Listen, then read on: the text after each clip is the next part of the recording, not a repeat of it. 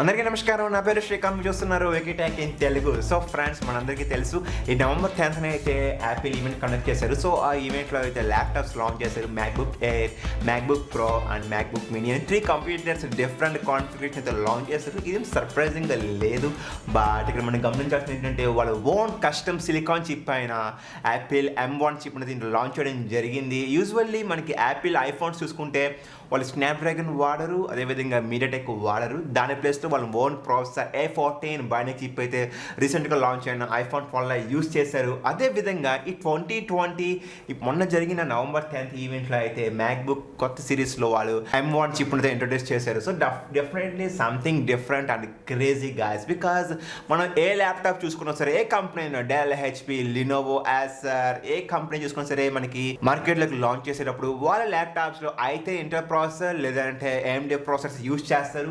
But Apple is something different. So వాళ్ళైతే ఈసారి వాళ్ళ ఓన్ M1 చిప్ని అయితే దీంట్లో లాంచ్ చేయడం జరిగింది. సో గాయస్, ఈ వీడియోలో ఈ M1 చిప్ గురించి కొద్దిగా బ్రీఫ్గా మాట్లాడుకుందాం. సో ఈ M1 చిప్ వల్ల యూజ్ ఏంటి అనేది ఈ వీడియోలో తెలుసుకుందాం. So anyhow, let's start. Hi everyone, please subscribe this Wikitech channel and tap on the bell icon to receive the further notifications. So guys, I was back here. So మనకు ముందుగా చూసుకుంటే Apple యొక్క mother board. So mother board చూసుకుంటే ఈ విధంగా ఉంటుంది. So ప్రతి mother బోర్డ్కి కొన్ని కాంపోనెంట్స్ కావాలి, అప్పుడే దాన్ని మదర్ బోర్డ్ అంటాం. అప్పుడే మనది పర్ఫెక్ట్ కంప్యూటర్ అంటాం. ఫర్ ఎగ్జాంపుల్, మదర్ బోర్డ్ మీద మనం చూసుకుంటే CPU ఉంటుంది, IO చిప్ ఉంటుంది, T2 చిప్ ఉంటుంది, DDR4 ర్యామ్ ఉంటుంది, థండర్ బోల్ట్ కంట్రోలర్. అంటే మదర్ బోర్డ్లో ఇవన్నీ కాంపోనెంట్స్ కలిస్తే అప్పుడు దాన్ని మనం ఒక పర్ఫెక్ట్ ల్యాప్టాప్ అంటాం. సో ఇక్కడ మీరు గమనించినట్లయితే ఈ మదర్ బోర్డ్లో ప్రతి కాంపోనెంట్కి గ్యాప్ అయితే ఉంది. సో సపరేట్ డిపార్ట్మెంట్స్కి అయితే ప్లేస్ చేయడం జరిగింది. సో ఈ M1 చిప్ అంటే ఏం చేసిందంటే ఈ యొక్క CPUని, ర్యామ్ని, GPUని, ఎవ్రీథింగ్ T2 చిప్, ఈ సెక్యూరిటీ లెవెల్ చిప్స్ అన్నిటిని కలిపి ఒక మిక్స్డ్ చేసి దాని అవుట్పుట్ని M1 చిప్కి అయితే యాపిల్ తీసుకురావడం జరిగింది. ఇది రియల్లీ ఆసమ్ గాయస్. ఇప్పుడు దాకా అయితే వరల్డ్లో టిల్ నో ఏ కంపెనీ కూడా ఇలాగైతే చేయలేదు. మీరు ఏ కంపెనీ అని చూసుకోండి, అది ఈవెన్ 3 lakhs అవనివ్వండి, 2.5 lakhs అవనివ్వండి, ఏ కంపెనీ అయినా సరే మదర్ బోర్డ్లో మనం చూసుకుంటే CPU డిఫరెంట్ పార్ట్ ఉంటుంది, ర్యామ్ డిఫరెంట్ పార్ట్ ఉంటుంది, సెక్యూరిటీ ప్రతిదీ కూడా ఆ యొక్క మదర్ బోర్డ్లో డిఫరెంట్ ఏరియాస్లో అయితే అరేంజ్ చేసి ఉంటాయి. బట్ యాపిల్ మాత్రం ఇప్పుడు తీసుకొచ్చిన ఈ యొక్క M1 చిప్ అయితే ఎవ్రీథింగ్ మొత్తం తీసుకొచ్చి కలిపేసి ఒకదాన్ని ఇంటిగ్రేటెడ్ చేసి దాన్ని అవుట్పుట్గా మనకి M1 చిప్గా తీసుకురావడం జరిగింది గాయస్. ఇది మనకి 5 nanometer మీద బిల్డ్ అయినా. సో ఇప్పుడు దాకా ఏ ప్రాసెసర్ కూడా ఇంటెల్ చూసుకుంటే మనకి ఫేమస్ ప్రాసెసర్ యాక్చువల్లీ ఇంటెల్ అనేది. సో ఇంటెల్లో ఇప్పుడు దాకా చూసుకుంటే ఎక్కువగా ప్రాసెసర్ మనకి 14 nanometer మీద బిల్డ్ అయింది. బట్ రీసెంట్గా వాళ్ళు 10 nanometer మీద లాంచ్ చేస్తున్నారు. బట్ అయినప్పటికీ కూడా యాపిల్ ఫస్ట్ టైం వచ్చినా సరే మార్కెట్లోకి 5 nanometer మీద తీసుకురావడం జరిగింది. That's a very big applause for the company. Even మనం AMD చూసుకున్నా సరే, AMDలో కూడా నాకు తెలిసినంత వరకు 7 nanometer మీద తీసుకొచ్చారు వాళ్ళు. బట్ యాపిల్ ఒకటే మనకి 5 nanometer మీద తీసుకురావడం జరిగింది. యూజువల్లీ మనకి మొబైల్లో ఫ్లాగ్షిప్ ప్రాసెసర్ చూసుకుంటే ఇప్పుడు మనకి 5 nanometer మీద తీసుకొస్తున్నారు. సో అదేవిధంగా యాపిల్ కూడా ఈ M1 చిప్ని అయితే 5 nanometer మీద తీసుకురావడం జరిగింది. అంతేకాదు ఈ M1 చిప్కి మెయిన్ డిజైన్ పరంగా దానికి యూజ్ అయింది ఆర్మ్ కోర్స్ ఉంటాయి కదా మనకి. యూజువల్లీ ప్రాసెసర్లో మనం చూస్తుంటాం ARM Cortex 78, ARM Cortex 55 అని. సో అదే ఆర్మ్ని అయితే దీంట్లో యూజ్ చేయడం జరిగింది. ఇది ఒక మొబైల్ ప్రాసెసర్. బట్ రియల్లీ మనకి ఇంటెల్ ప్రాసెసర్కి అదేవిధంగా AMD ప్రాసెసర్కి అయితే ధీటుగా పర్ఫార్మెన్స్ అయితే ఉంటుంది. సో వెల్ గాయ్స్, ఫైనల్గా మనం ఈ M1 చిప్ గురించి ఇంకొంచెం డీటెయిల్స్గా మాట్లాడుకుంటే దీంట్లో మనకి CPU డిపార్ట్మెంట్ వచ్చేసరికి 8 cores అయితే వాడడం జరిగింది. సో డెఫినెట్లీ దీంట్లో 4 cores వచ్చేసరికి high powerful course and remaining 4 cores వచ్చేసరికి పవర్ ఎఫిషియెంట్ కోర్స్. ఇది రియల్లీ గ్రేట్ బికాజ్ ప్రతి టాస్క్ కూడా CPU 100% బూస్టింగ్ అయితే ఇవ్వక్కర్లేదు.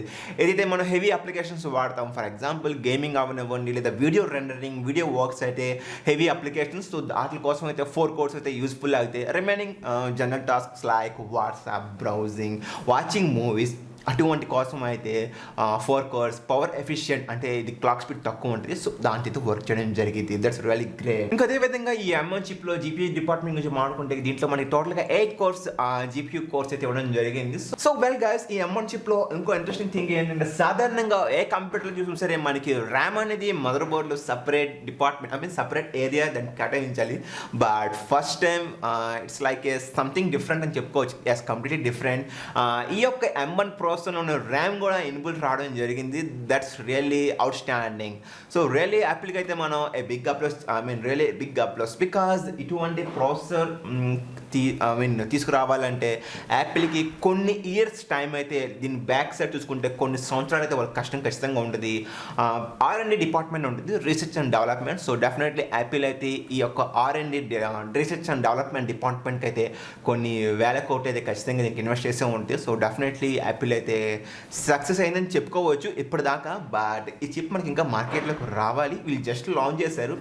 సో ఈ నవంబర్ ఎండింగ్లో ప్రతి ఎవరైతే ప్రీ బుకింగ్ చేసుకుంటారో వాళ్ళ దగ్గరికి అయితే మ్యాక్బుక్ రావడం జరిగింది. సో అప్పుడు మనకి అవుట్పుట్ క్లియర్గా వస్తుంది. ఇంకా ఈ M1 చిప్ అనేది రియాలిటీలో ఎలా యూస్ఫుల్ అవుతుంది అనేది. సో ఇక్కడ మనం గమనించాల్సిన ఇంకో పాయింట్ ఏంటంటే ఈ 8 కోర్ CPU అంటున్నారు. సో 8 కోర్ CPU అనేది ఇంటెల్లో i3గా లేదా i9 ప్రాసెసరా లేదా i7 ప్రాసెసర్, ఇంటర్లో మనకి ప్రాసెస్ ఉంటాయి కదా, ఆ ప్రాసెసర్స్తో దేంట్లో కాంపిటేటివ్ అనేది కూడా యాపిల్ ఇక్కడ మనకి ఎటువంటి స్టేట్మెంట్స్ ఇవ్వలేదు.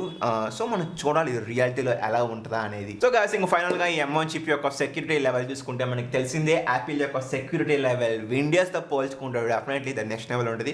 So no comments in the security level. So ఫైనల్గా ఇంకా మనం మ్యాక్బుక్ ఎయిర్ ఇది మనకి ఒక బేస్ వేరియంట్ అనుకోవచ్చు. సో ఎనీహౌ మ్యాక్బుక్ ఎయిర్ గురించి చూసుకుంటే మనకి దీని కాస్ట్ వచ్చేసరికి నియర్లీ 93,000 రూపీస్ అయితే పెట్టడం జరిగింది. ఇది మనకి 3 కలర్స్ అవైలబిలిటీగా ఉంది, gold, silver and space grey. So ఇది యొక్క డిస్ప్లే చూసుకుంటే రెటినా డిస్ప్లే. సో అదేవిధంగా దీని యొక్క బ్యాటరీ యొక్క డిపార్ట్మెంట్ చూసుకుంటే మనకి నియర్లీ 18 అవర్స్ ప్లేబ్యాక్ టైం అయితే వస్తుంది. సో డెఫినెట్లీ ఎక్స్పెక్ట్ చేయొచ్చు బికాజ్ మనం ముందే చెప్పుకున్నాం M1 చిప్ అనేది 5 nanometers మీద బోల్డ్ అయిన CPU.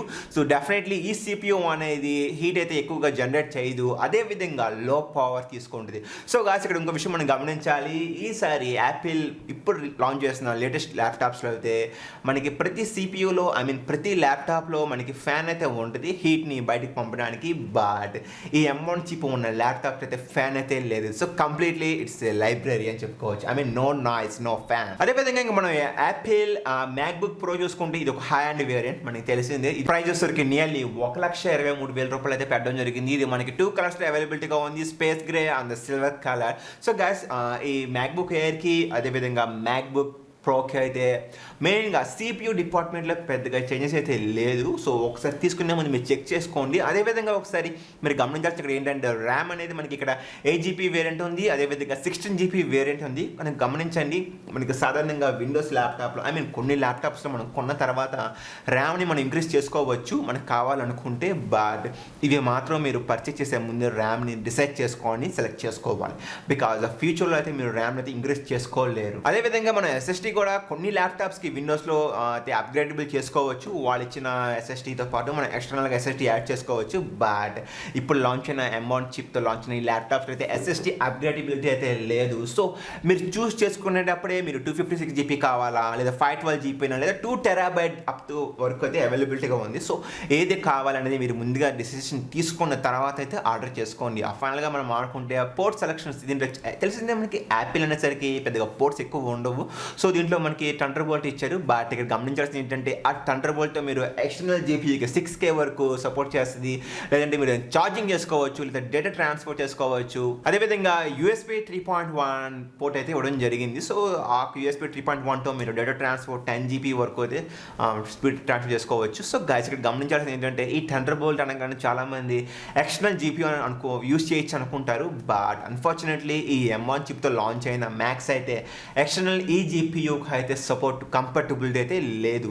సో ఇది కన్ఫర్మేషన్ కాదు, బట్ ఒకసారి మీరు తీసుకునే ముందు అయితే కంపెనీకి కాంటాక్ట్ చేయండి డెఫినెట్. సో ఫైనల్గా ఈ M1 చిప్ ఇప్పుడే లాంచ్ అయింది కాబట్టి సో ప్రతి ఒక్క యాప్ డెవలపర్ కూడా డెఫినెట్లీ ఈ M1 చిప్కి ఆర్కిటెక్చర్కి తగ్గట్టుగానే యాప్స్ డిజైన్ చేస్తారు. బట్ ఇది మార్కెట్లోకి రావడానికి కొంత టైం అయితే పట్టింది. So well guys finally before ending this video I have small question. ఇక్కడ మనకు తెలుసు ర్యామ్ అనేది ఈ M1 చిప్లోనే మిక్స్ చేసి దీంట్లో M1 చిప్ కింద ఇవ్వడం జరిగింది. బట్ మన సాధారణంగా ఈ విండోస్ ల్యాప్టాప్లో ర్యామ్ ఒకసారి పాడైపోవడం జరుగుతూ ఉంటుంది. సో అటువంటి టైంలో మనం ల్యాప్టాప్ ఒక బ్యాక్ కవర్ రిమూవ్ చేసి ర్యామ్ని సపరేట్ చేసి కొత్త ర్యామ్ దాంట్లో వేసేయచ్చు. ఆ స్లాట్లో ర్యామ్ రీప్లేస్ చేయొచ్చు. బట్ ఇన్ కేస్ ఈ ర్యామ్ అనేది ఇష్యూ వస్తే దానికోసం కంప్లీట్గా M1 చిప్ని చేంజ్ చేయాలి అంటే నాకు తెలిసిన వరకు ఖచ్చితంగా మోర్ దాన్ 25,000 ఆర్ 30,000 రూపీస్ కూడా అవ్వచ్చు. సో ఒకసారి అది కూడా ఆలోచించి డిసిషన్ తీసుకోండి. సాధారణంగా ఇష్యూ రాదు, బట్ ఇది కూడా ఒక ఎలక్ట్రానిక్ ఐటమే యాపిల్ అయినప్పటికీ కూడా. సో డెఫినెట్లీ ఒకవేళ ర్యామ్ ఇష్యూ కానీ ఉంది అంటే సో దానికోసం మీరు కంప్లీట్గా M1 చిప్ని అయితే రీప్లేస్ చేయాలి. బట్ ఈ M1 చిప్ను రీప్లేస్ చేయడానికి పాసిబిలిటీ 50-50 ఛాన్సెస్ నా నాలెడ్జ్ ప్రకారం రీప్లేస్ చేయడం కుదరదు. సో దానికోసం ఎంటైర్ మదర్ బోర్డ్ని రీప్లేస్ చేయాల్సిన అవసరం రావచ్చు గాయస్. సో ఎనీహౌ ఒకసారి తీసుకునే ముందు ఇవన్నీ ఆలోచించుకొని తీసుకోండి. నా సజెషన్ ఏంటంటే ఇది ఇప్పుడే లాంచ్ అయింది. సో ఈ నవంబర్ ఎండింగ్లో కల్లా మనకి రిజల్ట్ వస్తుంది. బికాజ్ చాలామంది టెక్ రివ్యూవర్స్ దగ్గర హ్యాండ్స్ ఆన్ రివ్యూ ఉంటుంది కాబట్టి తెలిసిపోయింది. సో యాప్స్ కూడా ఇంకా కంపాటబిలిటీ ఉండదు, అప్పుడే ఇది వచ్చింది ఇప్పుడే కాబట్టి. సో ఇంకొద్ది టైం ఇద్దాం. సో నెక్స్ట్ ఇయర్ తీసుకోండి కావాలనుకుంటే, లేదంటే ఇప్పుడు తీసుకోండి. So guys that's it this video. Thank you so much for spending your valuable time. మీరు కానీ మన ఛానల్ ఫస్ట్ టైం చూస్తుంది సబ్స్క్రైబ్ చేసుకోండి, పక్కన ఉన్న బెల్ ఐకాన్ యాక్టివేట్ చేసుకోండి, ఎందుకంటే మీకోసం టెక్నాలజీ సంబంధించిన చేస్తూనే ఉంటాను. Thank you, take care.